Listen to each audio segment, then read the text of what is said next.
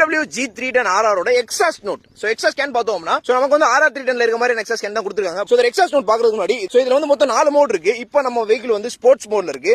Sports மோட்ல இருக்கும்போது இதோட எக்ஸாஸ்ட் நோட் எப்படி இருக்குன்றத பாப்போம். UI பயங்கரமா இருக்கு. சோ இது வந்து ஸ்போர்ட்ஸ் மோட்.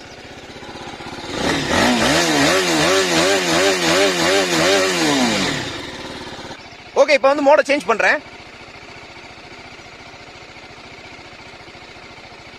இப்போ அர்பன் மோட்.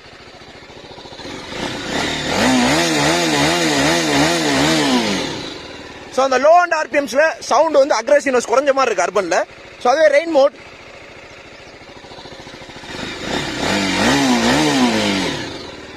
ஏன்னா லோ அண்ட் ஆர்பிஎம்ல ஸ்போர்ட்ஸ் மோட்ல பயங்கர சவுண்ட் இருந்துச்சு. பட் இதுல வந்து உங்களுக்கு சவுண்ட் கொஞ்சம் கம்மியா இருக்கு.